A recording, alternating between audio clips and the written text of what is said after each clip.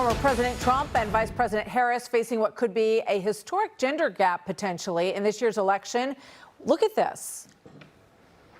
Trump up 18 with men, Harris 16 with women. That is a 34-point gender gap by about 10 points. If this happens, this would be the biggest gender gap ever recorded. Let's bring in Tulsi Gabbard, Trump transition team co-chair, former lieutenant colonel in the Army Reserve, current, right? Are you still in the Army? I'm sorry, correct myself. And former Democratic Congresswoman and presidential candidate who is now a Republican. Tulsi Gabbard, welcome. Great to have you with us today. I want to talk to you about foreign policy, and I want to talk to you about the women gap that we just showed on that screen. This is what it looks like in the battleground states in the latest polling. Trump down by 16 with women. And there's obviously been a big effort of late to do these Trump Team Women's Tour events, which you have been part of. Here's a clip from that in Atlanta on Saturday. Watch. When the left and the other side was relentlessly attacking me and trying to tear me down, it was Donald Trump who built me up and gave me the confidence I needed to keep fighting. I would also say to Mark Cuban, watch how this group of smart, strong women gets Donald Trump elected 3 days from now. So what do you think about the effectiveness of those, about the Cuban comment, and has it given the campaign an energy and a focus on women voters that maybe it didn't have before? Laura Trump launched a Women for Trump tour, definitely over a month ago, maybe even 2 months ago now. I helped her with a couple of the first events. So this is not something new or that's in response to the incredibly offensive and derogatory comments that Mark Cuban made. I think what his comments highlighted was really the mindset, frankly, that I experienced when I was a part of the Democrat Party, when I was still a vice chair of the DNC, even when I ran for president. You know, the Democrat elite, they're all about having the first woman president, but only if you're a certain kind of woman.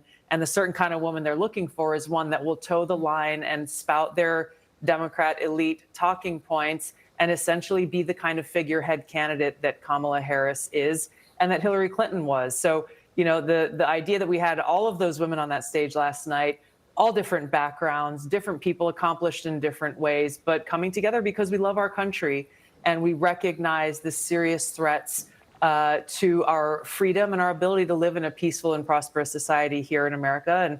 And that's why we're supporting President Trump. Well, what do you say, to the idea that I know you said these started a while ago. The first one that we could find was October 24th in terms of this Trump Team Women's Tour. And I know that there were town halls that you co-hosted, and Sarah Huckabee Sanders also did that a while before that. But is it something that you wish had happened sooner, seeing all of you together in these events with President Trump? Yeah, I don't have any regrets about how things are going.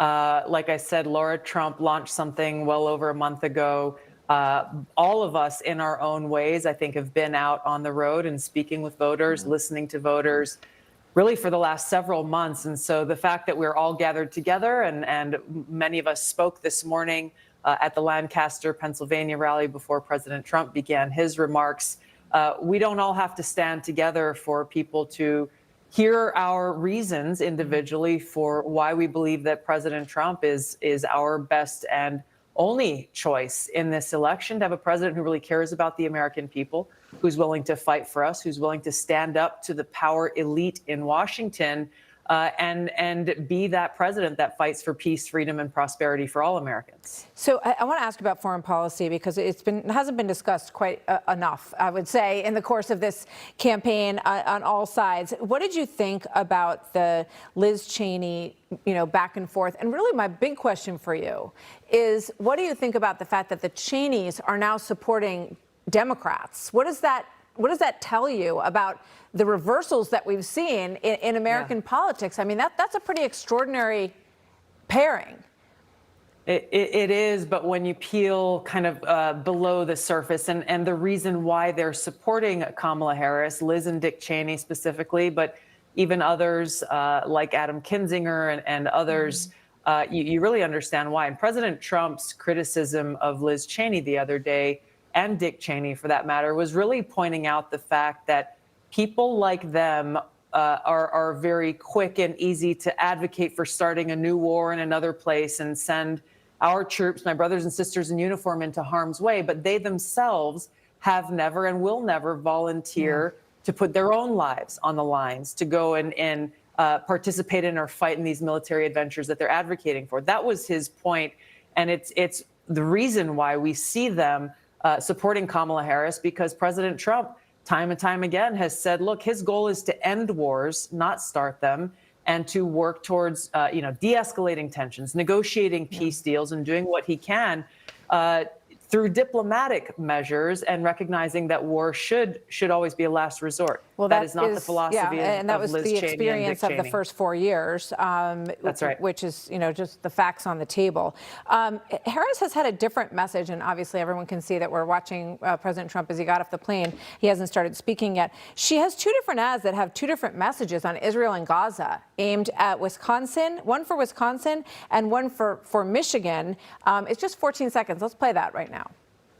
I will always ensure Israel has the ability to defend itself. What has happened in Gaza over the past 9 months is devastating.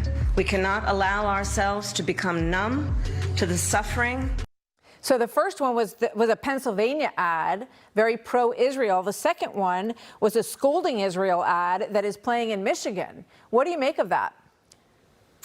I'm not surprised to see this at all, Martha, because this is exactly what she did when she ran for president in 2020. She and I were in that Democratic primary. And no kidding, from a Monday to a Wednesday to a Friday, she would say completely different things to different audiences about her positions on things like health care and Medicare for all and other things based on who she was speaking to. And even the mainstream media, the CNNs, MSNBC, some of them actually questioned her on this, saying, hey, just a few days ago, you said this was your position. Yeah. Now today you're saying it's a different one. So again, this goes back to Kamala Harris, who then, as now, is going to deliver a message to an audience that she believes they want to hear, rather than actually speaking to all the American people. The problem is we don't know what we're going to get. If she's elected, she really has not been pinned down on these questions in any meaningful way. And she will deliver talking points that are handed to her, which to me, as a soldier, as someone who's deployed to war zones in different parts of the world, that's a terrifying thought, to think about a commander-in-chief who we don't know exactly where she stands. We look at their record over the last 4 years, which has been disastrous on foreign policy and very dangerous, and recognizing that those who want to continue to profit from us being in a constant state of war are going to be the ones who are putting their talking points in front of her, but she's going to have the nuclear codes. So, real quick, I've only got a few seconds, but who do you think that would be? Because we don't even have a sense of who her foreign policy voice is. Do you think the Cheneys would be involved in some of that again? It wouldn't surprise me, given their track record. The names don't matter so much as the people who consistently across both parties have shown that they are warmongers, who are so ready to start a war, who don't care for peace, who don't care for our security or the lives of the American people and our men and women in uniform. Tulsi Gabbard, thank you. Thanks for your service, and thanks for joining us today. Always good to see you.